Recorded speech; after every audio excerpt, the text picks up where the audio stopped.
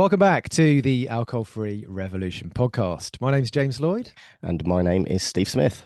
and we are joined this week by Barclay Hoare, who has been a follower of the show for coming up 4 months. He's taken 100 days off alcohol, which he's decided to do as a result of wanting to change his relationship with alcohol. He's been listening to the show. We've been working together as well. And he's just been having a fantastic time alcohol free. So we've been dying to get him on the show. We've mentioned Barks a couple of times in the past. Shout outs to him. And actually, he's been somebody who's been a source of quite a lot of my Instagram content as well. So I've been dying to get him on for weeks. Barclay, welcome to the show, my friend. Thank you so much, James. What a lovely introduction that was. Yeah, I'm Well, very happy to be here. It's uh, welcome it's along. like being invited onto the Graham Norton show. You you beat me to it. I was about to say to James beforehand how we were talking beforehand. You said, it's just like being on the Graham Norton show, which is absolutely true because although this is audio only, what we can't see is that actually sitting next to Barclay is Bono, J Lo, and Catherine Zeta-Jones. So we'll get onto them afterwards. But yeah, it's great. Welcome to the Graham Norton show, as they say. You're kind of joining the metaphorical couch, sat next to William Porter, Catherine Gray, and Anna Donaghy. That's kind of That's more what like it. that's the way I see it. Yeah, and, following Yeah, in Yeah, illustrious footsteps. yeah, exactly. Not forgetting Annie Grace. of Well, if course, you've not of had her course. on yet, she doesn't really do any of the podcasts apart from her own. I mean, she's quite. It would be nice to get her on. She'd be the she's the head from Mount Rushmore that we're missing, I think, in terms of She's not quite on the couch. She's sitting on the footstool just off to the right, just waiting to yeah. join. Hopefully. She doesn't know what she's missing. Yeah, if Exactly. you're listening, Annie, we're ready to record a pod with you whenever you want to come on. Doors always Exactly. open. Exactly. I'm sure she's not, but you never know. Good stuff. So Barks, you coming up on 4 months alcohol free, which is absolutely amazing. What made you want to take a break from the booze in the first place? Well, I think there comes a point where you realise you're drinking a little bit too much. I certainly realised I was, but you get to a stage where you're just fed up with it. So that sort of prompted me to. It was curiosity, really. I wanted to know what life would be like, having drunk for 40 years, pretty much constantly. I wanted to know what life may be like, or literally dip a toe into the sober world just to see what life may be like without it. So yeah, it does take a long time to make the decision to jump in. So you're talking 6 months before you go and jump in the pool, if you like. Mm. So yeah, that's what made me a bit of curiosity. That was the first step. How's the water? Loving it. I can't tell you how much I love it. It really is. It's euphoric. Yeah, it's been a fantastic adventure. Expedition, Steve. Yeah. It's been a fantastic adventure. It really has. I'm so glad I did it. And as you know, James, we talked. I think if we went back to day one when I first spoke to you, I'm not looking for sobriety. In fact, I mentioned it 3 or 4 times to you that I just want to take a break from alcohol. In Mm. fact, I was dead against it, but how little did I know? You were pretty adamant. No, I just I want to get control. Just was. want to take a break, get control back, and Yeah. yeah, things change as That's you move along. It's something we see a lot, actually, to be honest, Barclay, and that's often where people start from, isn't it? And rightly so, because that thought of actually taking a longer break can seem huge and can seem You, almost too much to comprehend at the beginning. But you mentioned that, so that's changed for you, right, over that time, and now you're looking yes. more long term, right? Well, yeah. See, when I first sort of decided to get hooked up into the sober world, and I got in with James. My first Got him in sort the of bad crowd. thoughts, yeah. Sorry. But my first my first thoughts were that if I do this thing for 100 days, I thought if I just do 2 weeks and it's not for me, then a drinker I will stay. I'm just going to give it a couple of weeks, and if I think I can't do this, then I'll just try and moderate. But then the other side of me was thinking, listen, if there is something in this, then this is just about to change my entire life. So it was a win-win for me. So that's sort of where I was when I started it. And well, when you start getting through the journey, all the great things that happen to you all the way through it are too powerful to ignore. You have taken a break. You've had this wonderful break where you're not drinking, and some parts of it are quite hard, But yeah, all the changes, all the results, they're just too powerful. And all of a sudden, there's a shift. I'm not sure where it comes, probably in the second month. There's just a shift in the way you start thinking, where you quite like the new you. And it's just, for me, it's just been wonderful. Absolutely wonderful. I've loved it every second. And that's why I could have had a drink 7 days ago, because my rules of not having a drink over 100 days finished. So the rules then become choices. And now I choose today and probably tomorrow, the next day, not to drink, because I do love it so much. I do. That is And such when great did that start insight. to shift for you, would you Yeah, say? so I found the first week incredibly difficult, I, which gives you some idea that I was drinking too heavily. So yeah, the first week was brutal. I kept thinking, what the fuck have I signed up for? This is going to be tough. Mm, But the shift comes off. It's quite quickly. The whole process is quite quickly. It's amazing how many great things happen in such a short space of time. So I would say a month. I started noticing all these wonderful changes, and that's when it becomes easier not to do something um, that you now no longer like doing. It's, like if you don't want to watch football, you don't go and sit in a football stadium. That's sort of where you are with it. So yeah, the shift is quick. It's not you're not white knuckling it forever. You're just I would say a month, Steve, to be honest. mm, mm. And just for the context for the listeners box, do you mind sharing roughly, well, not roughly, but how old you are and approximately what you'd say you were drinking on an average week? Yeah, so I'm 57. I Uh-huh. know I look good for 57.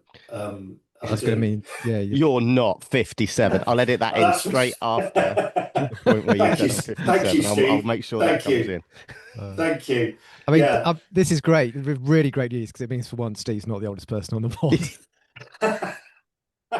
I do know you two have a bit of banter about I that. was But It's like 2 years behind me. It's nothing. It's like it acts as though well, I'm a then lot happened yeah. in Steve two has been years. sober longer than you, hasn't he, Very James? He true. has He been, has, Very yeah, true. yeah. yeah, he's Yeah. always got that over you. And if you look at the partnership between the two of you, I do think that sometimes Steve's get the rougher end of the deal, because he does Yeah. these wonderful posts on Instagram where he's doing an Ironman and he's Yeah. walking up mountains, he's doing these fantastic things. And then there's James walking his Just dogs through a randomly forest. walking his dogs, trying to tell us how great alcohol-free life is, whereas I'm slogging my guts out 14 Some of hours us just into a find it effortless. Ironman. That's all it is. Sorry? It's Some of Some us of effortless, us just just find it look brilliant. better in a effortless. wetsuit, James. That's what it is. Anyway, Barclay, I think James asked you a question Sorry, yeah, he before we did. start Sorry. slating each other Yeah. apart. I mean, Exactly. So yeah, so I started so I'm 57, and I was probably drinking uh sort of yeah, I was drinking bourbon in the end. I'd gone off lager, so I went for something that was a little bit stronger and hit the spot a bit mm, quicker. So yeah, I was drinking quite a lot of bourbon. I can't remember the units I put down on the on my survey that I filled in. James will probably know, but it was quite a lot. I mean, if I'm deadly honest, and I'm certainly not proud of this, I could sort of drink a bottle of bourbon in a sitting, if you like. But I certainly wasn't drinking a bottle of bourbon a day or anything like that. I'd certainly have a break in between, um, sort of, a couple of days here. But yeah, I did get quite engrossed in bourbon. And it's quite a powerful drink. It's strong. mm, So mm, obviously, you mm. know, being an ex-award-winning barman. There you go. There you go. Bourbon Yeah, was my tipple as well, funnily enough. I used to love an old yeah. fashioned Oh, back in the day.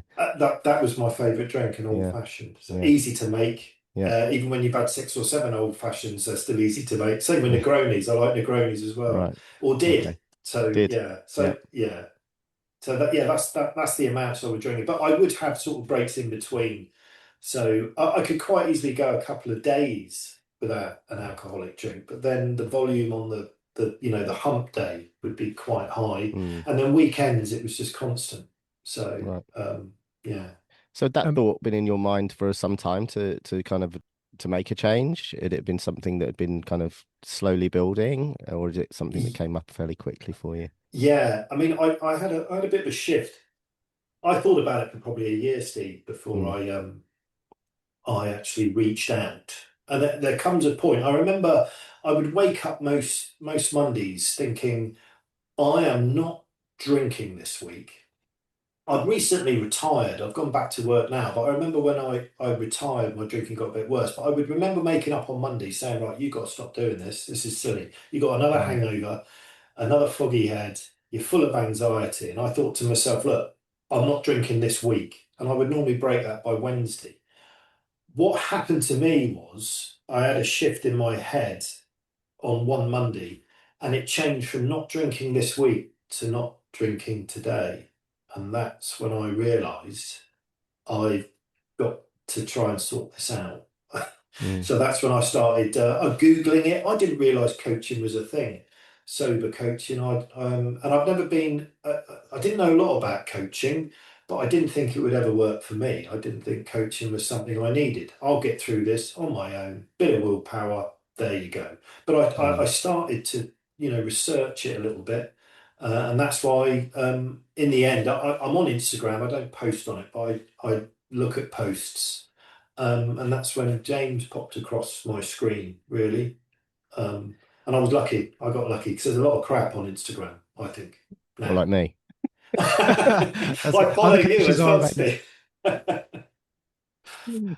So, It almost looks like me and James are out walking in the same, we've got the same cameraman walking in the same woods, I, just in I, different rooms every morning. I you're like, did what think is you were it? doing them hand in hand at one point because it is very similar. Just off camera.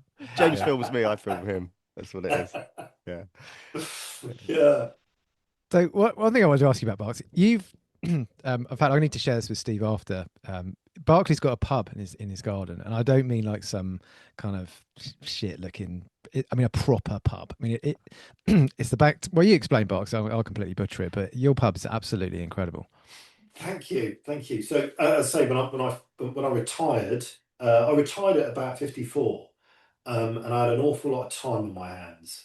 And I went down to the local pub, and I paid £7 for a pint of Guinness, and I came home, and I said to my wife, I'm building a pub in the garden," and she's like, "That's nice, dear." But I started the next day.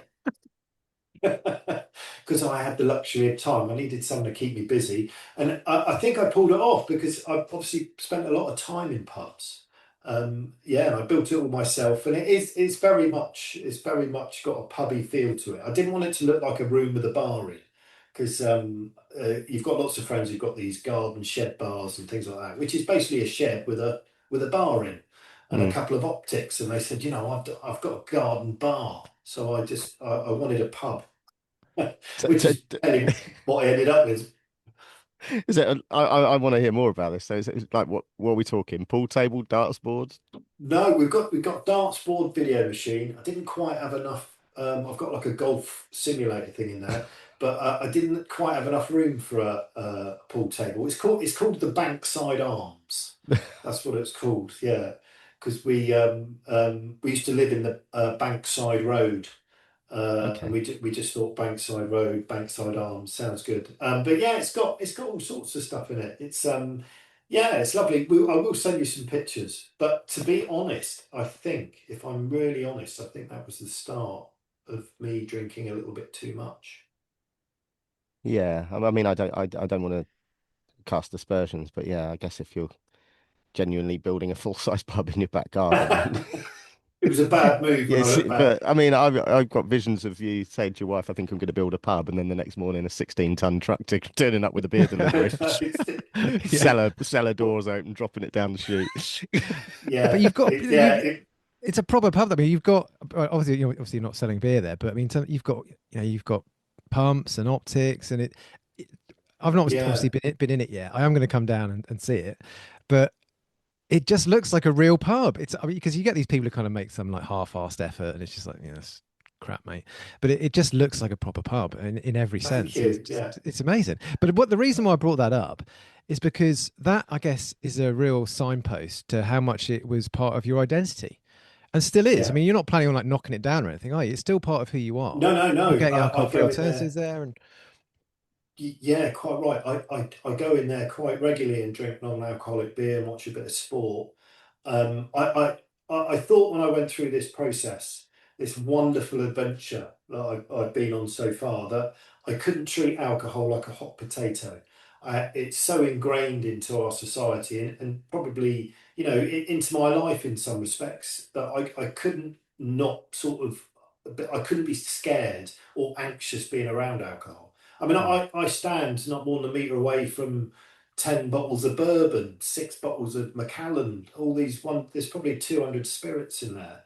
And I quite happily do that. Sometimes I do catch sight of a bottle of bourbon and think, nah, why did I ever drink that stuff? So yeah, I'm happy to drink non-alcoholics, and I do go in there. The non-alcoholic market's massive, I think now, and it's Mm. getting stronger and stronger and Mm. stronger. What are you drinking these But days? I'm on a Strella Zero, Oh, Ah, we're and big changes fans of things. that. yeah, stick a bottle of that and a little bit of lime. It is as close, I think, as you're going to get. Other than that, I'm really happy with sparkling water, Yeah. which to be honest, I hated, absolutely hated before I gave up alcohol. Yeah. And It's you're just back. strange. And you're just back from holiday in Cyprus, first alcohol-free holiday, which I know for a lot of people can be. Oh God, I'm not sure I can. One of the things that Steve and I constantly hear is, I can't start yet because I've got a holiday coming up and this, that, and the other. People have such a big blocker in their minds about, well, I'm not going to be able to do a holiday. How was yours? Yeah, certainly. I enjoyed every second of it. I'll be lying if I said I wasn't a little bit anxious, sort of 3 or 4 weeks before I went. It's 10 days, all inclusive, alcohol drenched Cyprus, and I'm thinking to myself, and my 100 days finishes right in the middle of the holiday. I've made my mind up I wasn't going to drink. The demographic didn't change for me. I'm in another country, and there is that, can't drink, I won't drink. But then it does change that. I don't want one. And I didn't feel at any point in my holiday that I wanted a drink. And I absolutely loved it. Believe it or not, and I'm ashamed to say it's my first alcohol free holiday in 40 years, which Mm. is just woeful, really. But it was a different experience. I loved it. And I remembered it. That was a good thing.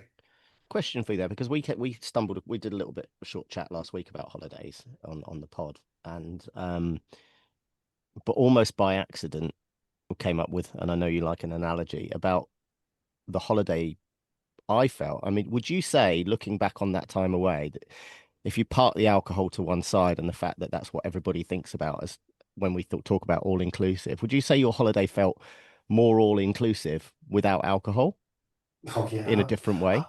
Yeah, in a different way, 100%. I did so many things on holiday that I wouldn't normally do. Normally, my holiday would be I'd be back and forth to the pool bar. Then I'd meet someone at the pool bar while my son and my wife are, playing in the pool. And I'd probably just gravitate there for a few hours. I remember being known, the last holiday I went on last year to Cyprus, I was known as Mr. Negroni because I was drinking so much Negroni at the Mm. bar. So I'd only have to look at the barman and he'd pour a Negroni and bring it over. That's great. But yeah, and then the next day someone would say, "Oh, hi, yeah, Mr. Negroni." I wouldn't really remember talking to them. And I'd say Mm. to my wife, "Who's that guy?" She said, "We had a conversation with him for 30 minutes at the bar." So yeah, that's just a totally different vibe. But and the holiday I've just had was just a big ball of happiness every day. Loved it. I didn't put any weight on either. How weird's that? I put Yeah, two you did. pounds on, and that's come off already. So now this is a bit of a leading question because I know the answer, but so have you lost any weight by any chance? Oh, I've lost a small amount, James. I've lost 2 stone in Wowzers. yeah, 2 stone in just over sort of 3 months, and it was rapid. I was starting to worry. I mean, my clothes were looking like that kid off Big, when he. You look like crisscross. Yeah, Yeah. exactly. It was yeah, it's what a great problem to have. I've had to buy a new wardrobe, Steve, as James Yeah. knows. But yeah, I was sort of 38 waist, I'm now fitting into 34. and I now know what a slim fit is. I'm getting into Yeah. them. It's Yeah. fantastic. And that's the thing with it, isn't it? And that's one of the things I noticed. I mean, I'm quite short. I'm only 5'7", or not even quite 5'7". So, and I was carrying a bit of timber before I stopped drinking, but I just noticed just how quickly and how effortlessly it drops off. And Oh, I mean, obviously, I this is the first time we've met Barclay, so I haven't got comparison to how you were before. But you look fighting fit, and look, for 57, you look great, genuinely. thank you. Thank And you. it's so surprising just how quickly that weight can fall away once you just take that one thing out the It's equation. rapid. I Yeah. was absolutely gobsmacked how quick it was coming off. I had one of those faces. I always said to James, it looked like a Toby jug, where, where where it was all red. I got the orange peel skin going on a little bit. My Mm, nose was starting to worry me mm. because I was starting to look like I'd painted it with honey and stood next to a bee's nest. It was it was getting pitted. Getting the Alex Ferguson look, were you? Yeah. Exactly. Yeah. And do you know what? That's all cleared up. My skin's so clear after 3 months. But I had quite a fat face, and my brother always used to say that I looked like I had a mouthful of sweets because it was just getting bigger and bigger. But all And we that laugh, just but that's changed. inflammation, right? Yeah, That's just yeah. inflammation, and so much of that weight loss that we see come off is just inflammation from the drinking from before. It's Mhm. Yeah, good on you. It's amazing. I mean, the before and after photos are ridiculous. I can't believe the change, the transformation. And it's the transformation, these wonderful things that happen to you along this 3 month period are the reasons why still stop. Why would you go back? Mm, Why? mm, That's the thing. And I never say to myself, I'm never sort of going to drink again. I find it quite a large stumbling block. And I do say to James that I'll always stay in the woods for now. I hope I'm going to find my way to the fun side of the island just in time for the wet t-shirt competition. But I think that James is in it, so don't. I'm happy to be in the woods because it's very easy to get cocky. I'm still a little bit fragile. I'm still enjoying life. I'm still managing to meet me, which is what I call the whole process, really, which is meeting me. Because I haven't seen a sober version of myself for 40 years, which is it's why I'm so game Mm, to it. It's lovely. it's crazy, isn't it? Because we've spoken about this before. I mean, Steve's spoken about this before too. Is that when because we all started drinking in our teens, your life kind of goes off, on in one direction, and you become a certain kind of person, and there's nothing at all wrong with that, but you become a different kind of person. And when you stop drinking, you always have to go way back down that road to the beginning to kind of go down, you take a different junction and perhaps find out that maybe you're not the person that you thought you were. And that's not a bad thing. I used to think that I was super social and real extrovert, but actually, the longer I've been alcohol free, the more I've started to think, maybe not so much. Maybe I wasn't quite so extroverted as I thought I was. And you start to discover more things about you, and not in a bad way in any sense, but you just over time you start to look at yourself slightly differently and sort of think, yeah, maybe these assumptions that I made about myself, maybe they're not true. mm, mm. It's almost like I was working with someone. I finished working with them about 6 weeks, maybe a couple of months ago now. And on our last session working together, I'd said to them it was a real pleasure to see them becoming the person that they were now. And they interrupted me and said, you know what, actually, I think it was the person I always was before alcohol. It's just been so long that I didn't really remember that. And it's so true. It's like you said there, James. It's like what you get on the other side is the real you, but it might have just been Mm, 30 or 40 years ago since mm, you last remember it, and you start to get all these things coming back that you remember when before alcohol, that it's just that's those kind of light bulb and wonderful moments. But yeah. mm. It's because we're so deep rooted to our identity because it's all we've ever known, and I think Mm, sometimes it can be quite challenging to kind of have to question, am I who I thought I was? And one of the things I think, that we've all spoken about that, so one of the things that is such a blocker, I think, for people who know that alcohol's not serving them and they feel, they have this instinct that I need to do something about it. But what holds them back is that sense of that life's going to be boring and I'm not going to have any fun and my friends are going to disown me. And, what's your experience of that been, Barks? Well, yeah, it was. I mean, I knew life was going to change. My father used to have an expression. that he used to say that the longer you stay on a train going in the wrong direction, the more costly it's going to be to get home. And I think that when Oh, you, that's Oh, that's brilliant. genius. That's Hold another on, let one. me get my I knew you notepad. drop. Yeah, I knew you drop a few big ones. I love that. and I was so far down the line with alcohol that I wasn't enjoying it. It wasn't doing really anything for me. It was more just to calm the chaos in my head.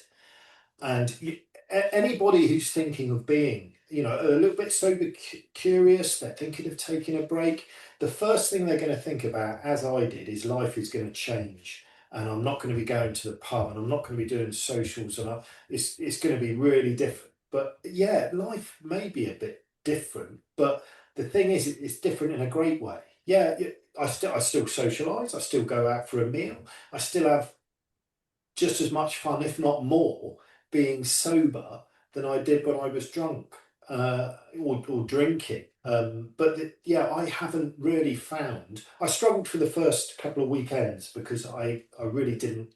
I felt slightly lost. I had to make myself busy, but I haven't. I've got no FOMO, if you like, no FOMO at all. I've loved the whole concept of not drinking, and I sort of patted myself on the back a few times when I got through a few social events by not drinking. Um, uh, and you once you get through one, you can get through all of them, and you can leave when Mm. you like. When people start, that they're starting to get a bit hammered. Um, the hardest thing for me with these social events is not becoming this sort of weirdo evangelist Mm. trying to Us. tell people to stop. Yeah, it's like starting a podcast or something to bang on about it because you telling one person about it's not enough. I want to tell hundreds. Yeah, yeah, well, this is it. You Quitting your do. job, I mean, starting a career. yeah, Obsessive. I can see why you guys want to spread, the joy everywhere. Because I know it sounds so weird for someone who is drinking that there is this thing on the other side. There is another way. And if you want to carry on drinking, you crack on. But I did say to a few of my friends, what if I told you there's another way? What if I Mm. told you there's another world? All you've got to do is put your beer glass down, and just go through the whole thing. But I think they're all you can't talk to them when they're drinking because that's No. just pointless. You have to Mm. pull them to one side. When I'm playing golf, and I've got a few mates who are very sober curious because I mean, I'm like a walking advertisement for it at the moment Lighthouse, because yeah. Mm. yeah, I Definitely. do love it. I've got Yeah. I've adjusted to it quite well. I just love life now. I think everyone's got a reason why they should carry on drinking. Oh, I need it to socialize, or my friends all drink. Everyone's got a reason, but there is no reason out there that exists that it can in any way stand up to what you're going to get that you're going to trade it for. The benefits that come through that you're trading for whatever reason you think. And most of the time, those reasons that we hold up don't hold water anyway. And they're just things that we tell ourselves that aren't even actually true. We've just told Mm. ourselves that for decades and decades and decades. And in our minds, it's fact. And when you work with somebody else and they ask you, is that true? Because XYZ suggests that maybe you should look at that slightly differently, maybe a different perspective, and, like when people say things like, I'm just more fun when I've had a few drinks. It's like, well, you're not, because who likes being around drunk people? Do you? Yeah. No, no, I don't. Well, are you more fun then when you're drunk? Because you don't like being around drunk people, right? Things like that. They hold a mirror up and you Yeah, sort of think, oh yeah, never really thought about that. And all of a sudden, all these reasons that which we're clinging on to carry on drinking, all of a sudden just start to fall away. And then you look at what you get in return. It's just like, wow. Mm. Mm. yeah. There's no real trade-off. Well, once you do stop drinking and you notice all the great changes, there is no real trade-off to drinking. You start to feel that. I mean, my biggest regret is I didn't suss this earlier. I just wish, at my heart of hearts, that I had done this 10 years ago. But I've done it now. I don't so much regret the past, but at least I've made a step in the right direction. And I'm hoping to enjoy the rest of my life, you know, sober free, alcohol free. I mean, I have it, as I say, I can't emphasize enough to people that I wasn't a believer. I didn't think it would change my life that much. I just thought, you're going to put the alcohol down, and that's going to be it. And everything that you get with it is just an added bonus. It's not all about not drinking alcohol. Once you you get the peace and the happiness, and the results, all the other great things that you just think to yourself, why would I go back? Yeah, we often say, removing the alcohol is just the beginning. It's Oh, literally just yeah, the beginning, and that's the penny drop. And hearing you say there, Barclay, maybe I'm not out the woods, and maybe occasionally I still feel like that, and that's totally fine because I'm certainly I'm out the woods now myself, but yeah, it took some time. And if I'm being really honest, there'll be those milliseconds when I'm walking past a pub garden and I'll see someone sipping a cold beer, and but it's more like my subconscious will go, oh, and then I'll interrupt myself with going, oh yeah, they do great alcohol free in there. Maybe I'll drop in there anyway, and that realization just gets bigger and bigger and bigger, and you start stacking more and more of what you're talking about now until you get to such a point where you just think, why the hell would I?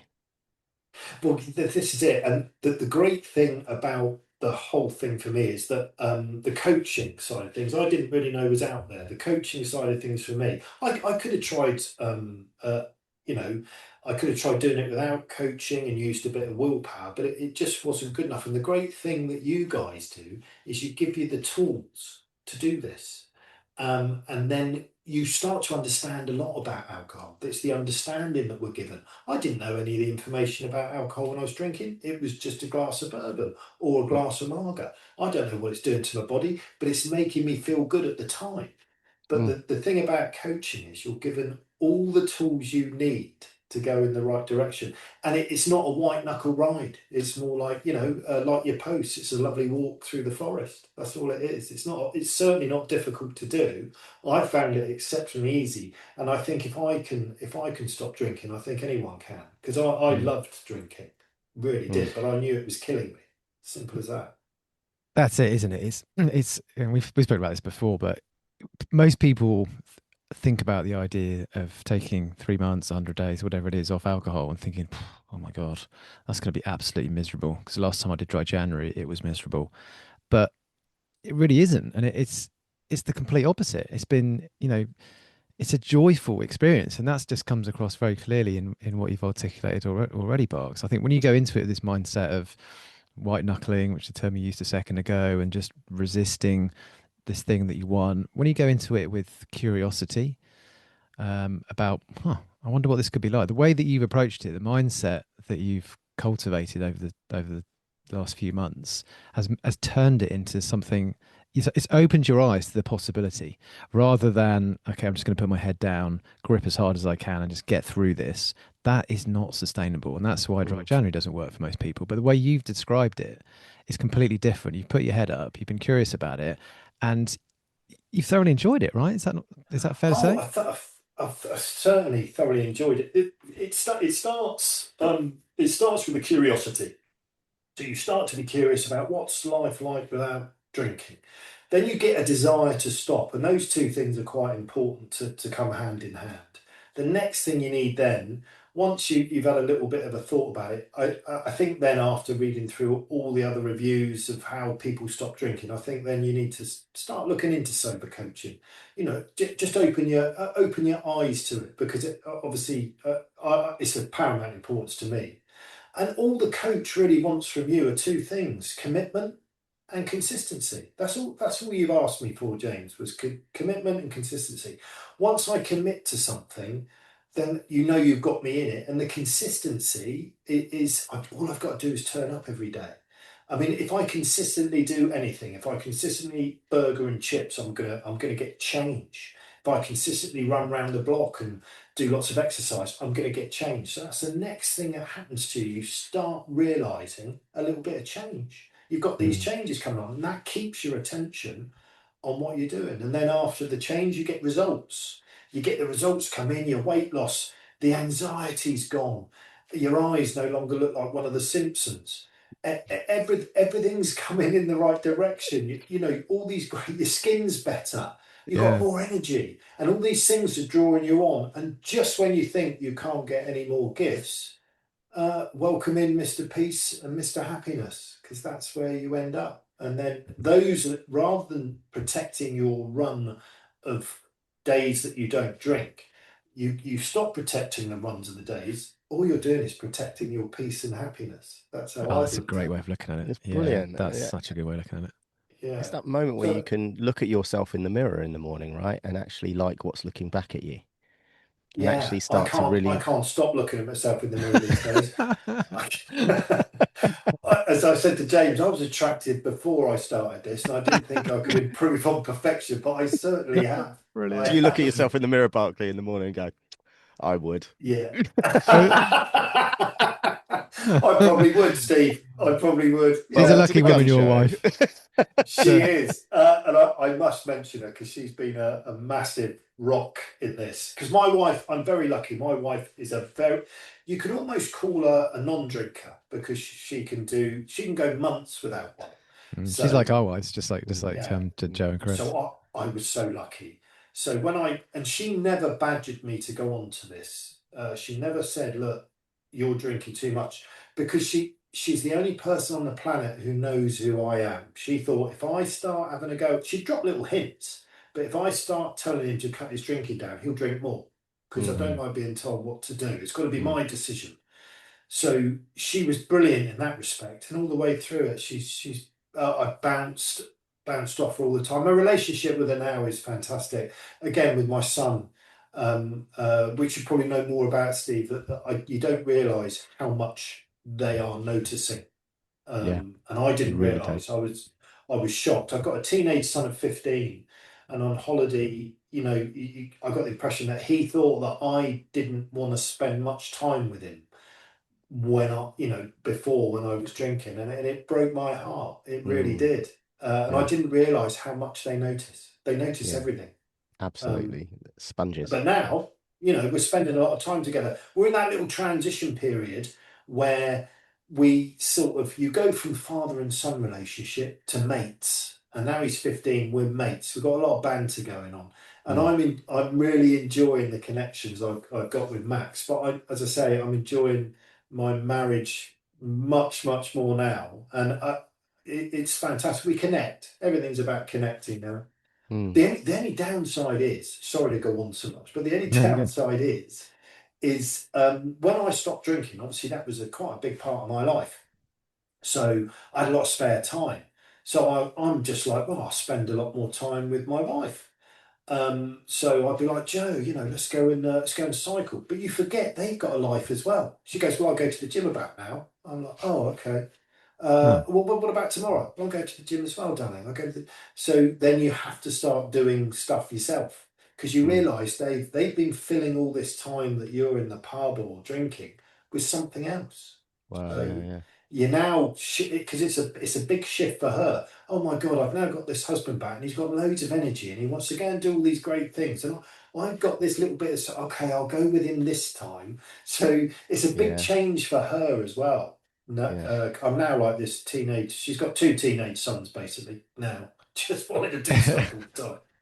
I think at first sometimes it's when anybody goes alcohol free, you're kind of in your own mind, you're the only one doing it, and because you've got a group of mates who invariably drink, and then all of a sudden you made this decision to do something different, and it's really working out for you. You're feeling really good about it, but you've kind of got no one really to share it with, and that's definitely something that I found quite difficult to kind of to not difficult, but just I don't know, like talk about when you talk about being like an evangelist for it, you want people to kind of celebrate who kind of get it, who understand, who are doing the same thing. And how have you found all how have you dealt with that? Oh, that's been quite easy because it's been very easy talking to you and all the socials that we've created throughout it. None of my friends cared. I got that impression very quickly that they're not really bothered what I'm doing. That they're gonna carry on drinking. I remember one of the guys asked me at a barbecue, "So how's it going? There's no drinking," and I said, "Do you care?" And he said, "No." I'm like, well, let's talk about football then, and let's talk about something else. That's a brilliant way of saying it, actually. I Yeah, you're love that. straight to the point, Box. I No, love but it. that is brilliant, isn't it? Yeah. Because people ask that and you think, and actually, if he had turned around and said yes, Yeah, then that really opens the door to someone who maybe wants to have a conversation around it. And that's a really great, I'm going to remember that one. That is I good. remember that one. I mean, I got that really quickly, and a lot of my relationships, a lot of my friendships, are all the adhesive that holds them together was alcohol. So Mm. I've probably not seen a few people that I would normally see, and I'm a great believer if they belong in your life, they stay in your life. But I would have swapped that friendship in a second for the way I feel now. If someone said, look, you've got to drop him as a mate and you're going to be 2 stone lighter, you're going to have peace, you're going to have happiness, you have better skin, I'll be like, yeah, yeah, just get rid of him. See you later. Yeah, not interested in Taxi. the, yeah, exactly. I'm going to the moon, man. I'm done. So yeah, that's sort of where I am. But yeah, I didn't. Uh, the answer to the question is that I didn't really struggle too much with friendships and stuff like that. No, Have you found it met many other okay. people that don't drink?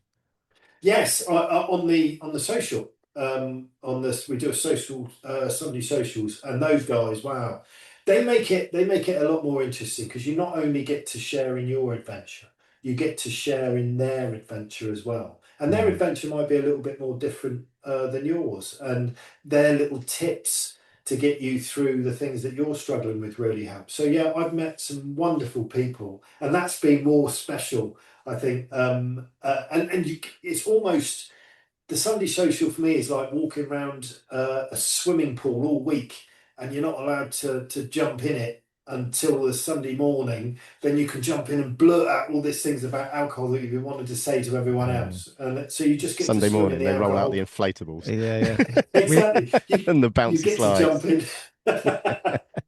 we have a You we get have to a jump in the sober pool for an hour, which is lovely. exactly with other people who get it. We have a WhatsApp group that Yeah, also goes alongside the Sunday social group call, and my phone pretty much is just constantly pinging with people talking about sharing alcohol-free drinks that they found. I know you did a video from the Bankside Arms, but you were yeah, I did. pouring Yeah, a new yeah. drink, and that connection, I think, is definitely what I missed when I was going alcohol-free. And I didn't really meet anybody who didn't drink until I met Steve. You know, when we were Mm. trained to be coaches, and met a few other people as well, and that just really lit me up, being able to immediately connect with other people Can I that ask got a it. question with you guys? Because I've always been curious. I don't think I've ever asked you this, James. When you gave up alcohol, did you guys go through coaching and or anything like that? Did you just white knuckle it, the pair of you? Do you want to go first, Steve? Yeah, I can do. Actually, I was asked this question this morning. I was talking to someone who's going to be starting with us soon, and they asked me that, and I said, and the answer is no, I didn't. I did surround myself with a heck of a lot of information. I read a lot of Quitlet. I was part of a sober community. I listened to podcasts, but actually, it got me thinking. I'm not 100% sure I would have remained alcohol free forever had I not trained as a coach, because my training as a coach, I think, was what was my coaching. To train as an alcohol-free coach, to have that community, to actually start to understand all of that. I'm not saying I would have necessarily fallen back, but I found that a really, really cathartic approach for me, and it really helped me because I trained as a coach a couple of years after going alcohol-free, and I think that cemented it for me. But I had my drive was my running, my triathlon. That was I just buried my head in that and just focused Yeah, on you're that a fit fully. guy. I can see that. And that was my driver, and that was what kept me. But equally, we talk about alcohol. Sorry, we talk about addictive personalities and whether they exist, which they clearly don't. But I am someone who throws myself into those kind of things, so that's exactly what I did. So I'd be up at 5:30 every morning, down the pool, just exercising my way out of drinking, really. Committed. Yeah. Yeah, no, I didn't have coaching, but what I say to people when they ask me that is, well, first of all, what you said, Barks, I didn't even know it existed. I had no conscious. In fact, I'm Mm. trying to think when I actually first even recognized it as being a thing. I think it was when I decided I wanted to get into coaching of some sort because somebody at work after I was about maybe 2.5 years alcohol free, I got really into nutrition after I quit drinking, and somebody said to me, I was used to eat really healthy lunches like salads with like loads of beautiful vegetables in them. And people would just be, oh, what are you eating there? And I'm like, "Oh, it's a salad." And they're like, oh, wow. I'm like, it's a salad. So people used to ask me a lot about what I was eating, and I'd kind of give them a bit of nutritional advice because a lot of the people I was working with were a lot younger than me. And somebody said to me, oh, you should actually like coach people on this because you really know what you're talking about with nutrition. And I thought, hmm. And for about, a month or so, I was thinking, I'm going to go and become a coach to help people with their diets. And then I kind of did a lot of research on it, and I started to realize that these people are a dime a dozen. That everyone's got got dietitians and degrees in food technology and all this sort of stuff. And I thought, oh, I'm not going to retrain and do another degree. And then the penny suddenly dropped about alcohol. Everyone's getting into stopping drinking at the moment. You've done that for like the last 2.5 years. Yeah, when I do that, and I'm passionate about that subject as well. And I kind of went at it from that point of view. But in terms of um, did I have coaching up? No, I didn't. But it took me 8 years from deciding I wanted to change my relationship with alcohol to actually stopping. And in those 8 years, I've talked about it in this pod before, I went through so many breaks and this, that, and the other. And I read a ton of books in that time. And just like Mm, Steve said, I honestly, and you've actually mentioned it as well, Barks, it's the education piece and understanding what alcohol is and how it affects your body when it's in your system. So what's going on in your brain in terms of your neurobiology and your neurochemistry, and what's happening. And when you can understand that, when you understand how habits work and how beliefs are formed and all these kind of things, that's when it becomes a much easier to unpick the lock. Because otherwise, if you're mhm, just on this cycle of stop, start, stop, start, stop, start, stop, start, just need to have more discipline, just need more willpower, just need to cut down. It doesn't, that's a shit strategy and it does not work. But when you mm, have the knowledge of, okay, I understand how habits work now, I understand what's happening when I do this and when I pull this lever, that happens, and you can piece it all together. And over those 8 years, towards the end, reading a lot of the quit lit that Steve spoke about and that we've talked about before in this pod, it's all started to make sense, and that desire for alcohol just started to ebb away. And when you've got no desire to do something, then there's no need to moderate something. You don't need moderation to do something that you're not bothered about doing anymore. And that's the key to it. It's not holding yourself back from something you want, but just removing the desire. And that took me 8 years. And when I started coaching, I felt like I had the keys to the lock, and I could distill those 8 years down into 3 months, 100 days, and help people do it in 100 days. And that's kind of why I got into it. That hits the I, nail on the I head, think the actually, doesn't 100 it? days. Yeah. Mm. You can you do it on your own? Yeah. Yeah. It's flipping hard. It's so hard. And actually, does it? When I say yes, you can, rarely. Some people can. Yeah. Well, it's time. But The like thing you is, said, you're going to watch 8, maybe 10, maybe even 15 years of your life go past whilst you're it's a trying to figure false it out. economy, is what it is, Steve. Exactly. It's a And false then when you actually economy. go back and look at how much you potentially lost, not just in terms of financially, but in terms of chunks of your life, Mm, times with your Uh, kids, uh, times with your family, all of those things, yeah. when you actually look at that real cost across those 5, 10, 15 years, and then weigh it up against taking action on it, it is literally, like you said, it's a false economy and it's an absolute no-brainer when you look back on it. mm. Oh, powerful stuff. That's pretty much how I feel about it. If you try and do the willpower thing, yeah, you might there'll be some hard ass northerner out there screaming saying, "No, I gave up with no problem at all." But I think his existence around alcohol would be quite miserable. Yeah. I think what coaching brings you is you're at peace with it. It's no longer a hot potato. Yeah. You're at peace being around alcohol. You don't mind being around alcohol. You can pour alcohol. You just choose not to take it. It's Yeah. as simple as that. You can Uh, stand next to a 12-year-old Macallan in a pub in your own back garden it- and be comfortable with it. And genuinely, I mean that because yeah, what better advertisement for it is there than that? yeah. Yeah. I blur my background in here because my wife drinks and I've got a wine rack behind me. I've got a 400-pound bottle of Dom Perignon that I was given for our anniversary, sorry, our engagement, and I can't get rid of the bloody thing because I just want to sell it. I just want to sell it and go away for a weekend. But ultimately, I have Nice. It, no desire to drink it. It's sitting on the shelf. I know. And when I you've think got that that comfort, that's when it's doesn't take anything. It's just enjoy it. I think what you're saying about what we're talking about with the false economy, I think people just sort of think, well, I should be able to do this on my own. And it's like, yeah, maybe you should. But by my own admission, it took me 8 years to figure it out. And what value do you put on your time? And if you want to get fit, you go and see a personal trainer. You can do it on your own. Yeah, you can do it on your own, but the results are probably going to be pretty inconsistent and a bit rubbish. Or you can just invest in yourself, go somewhere where there's a structure and a strategy that's proven to work repeatedly, and do it in a fraction of the time and the fraction of the cost of what you would have wasted in just trying to do it on your own. But people just think with alcohol, it's just about discipline, and it's just about, I should be able to do this. It's not. Yeah. You don't have the knowledge about how alcohol works in your system. And it's, I think, and the one other really big thing that everyone I think misses is when you're investing in yourself and you're putting money down, you're taking it seriously and you're doing it. You're being accountable to yourself as well as the coach that you're working with, the other people that you've told about it. You don't put down money You're for a locking it in. 15-week program and then after the first weekend go, oh, you know what? It's Friday night. Someone's going out for dinner. Yeah, you know what? I think I've earned this. I'll start again on Monday. You ain't doing that. You've locked the door. No. The door's locked. There's no debate in your head because you spent money on it, and then you just crack on and you do it. And and I think that is so. And obviously, Steve and I are in the business of coaching, and we want to try and get clients. But that is true. That is reality. Is when you Mm. put money down, you are taking it seriously. You've got skin in the game. You're not playing with house money where it's just like, yeah, all in. Who cares if I go bust? You're doing it, and And it Yeah, yeah. applies I to mean, anything. it does. yeah. I got it was always non-negotiable with me. So you've all had this. I'm sure all your clients have had this when they go to the pub and they are encouraged to drink, even though they're on a break. Come on, have a drink. And I got fed up with it after a couple of weeks. It was non-negotiable for me. I Could don't you? want to drink. I'm just going to have this. So one of the after about the third attempt to try and get me a drink, one of the lads said to me, why have you given up drinking, Bartley?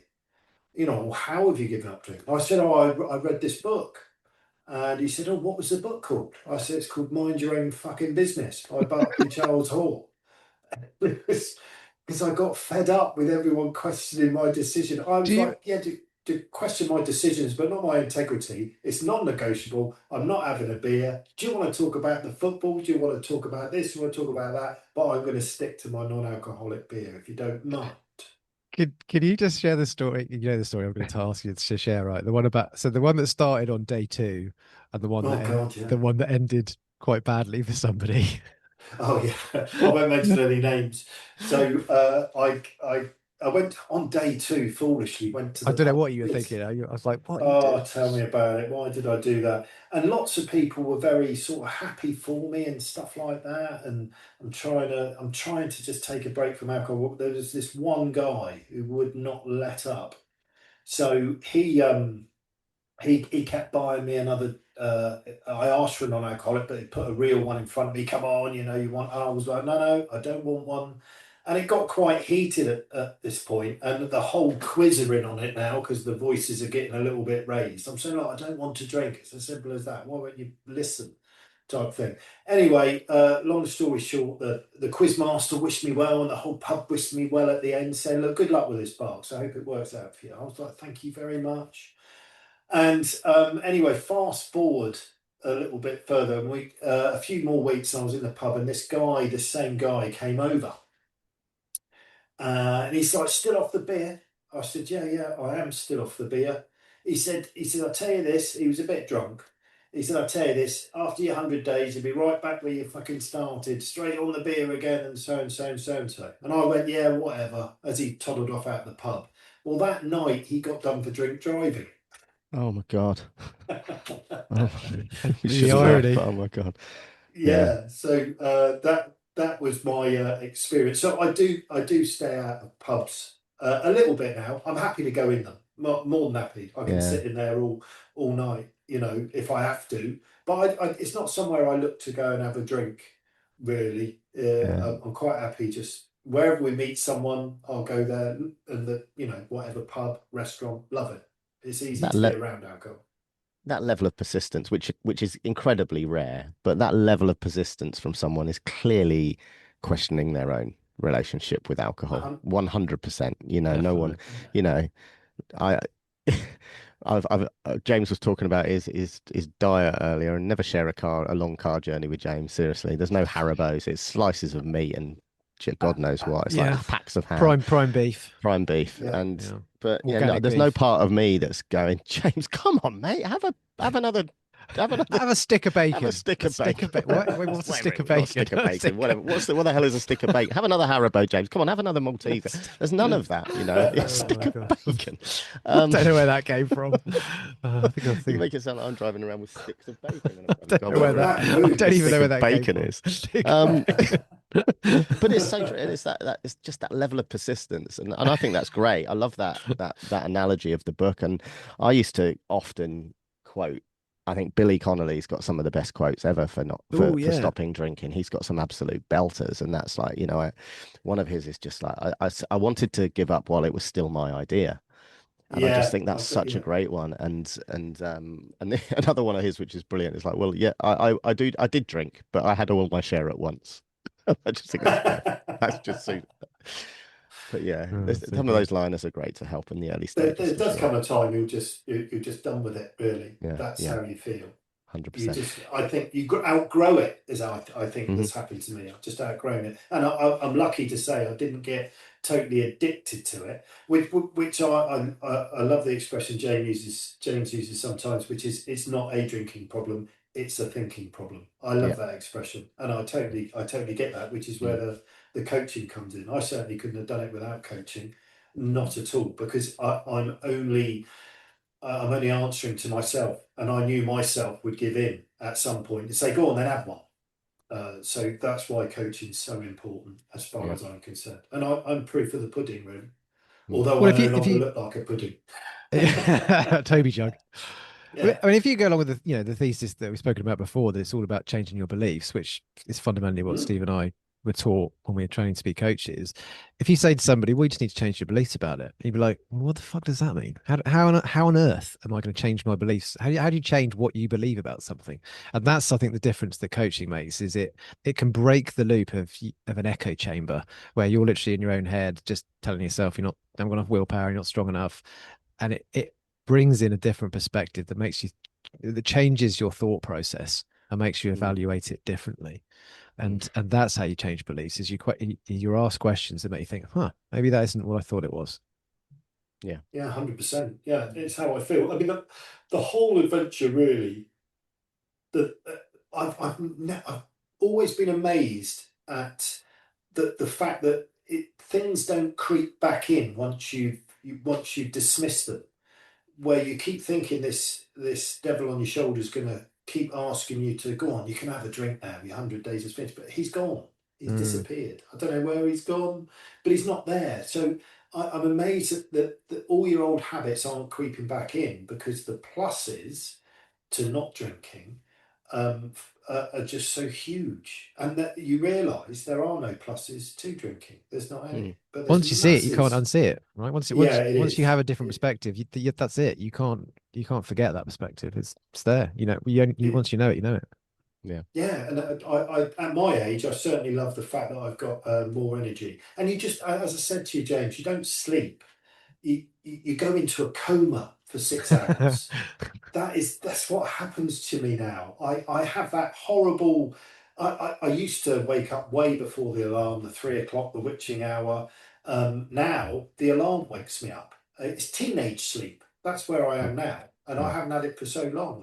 The alarm has to wake me up, and I still in amazement with it, where there is some joy in going to sleep sober. I love it. It's when you wake Absolutely Same, love up in the same. morning, you throw open the shutters, and all the white doves come flying out, and you're like, Great oh, it's so image. that's when you know you've had a good night's sleep, right? Yeah, it is. You've created a wonderful life for me to lead, and I do thank you. So what does that look like going forward? I know obviously you've done 100 days. How do you see the future? Yeah, I mean, as I said, I realise I'm only sort of 107 days sober, but that's a big deal to me. 100%. Yeah, and I realise I realise I'm still fragile. Do I want to drink? No, I don't. I tell myself that uh, I, I say that I never tell myself that I'm not going to drink again, because it's too, as I said, it's too, I think the No need. hurdle is too much. Yeah. So I just remain where I am. And it's, I mean, I'm fairly sure I'm never going to drink again, because I can't see a good enough reason to drink again. I can't see any good reasons in drinking anymore. because I love the way I feel, and that's always the sort of, before it was a counterbalance. Now it's not. It's just all stacked up in not drinking. So at the moment, answer to your question, I don't see myself drinking ever again. But in my head, I just take it. I don't like this day by day.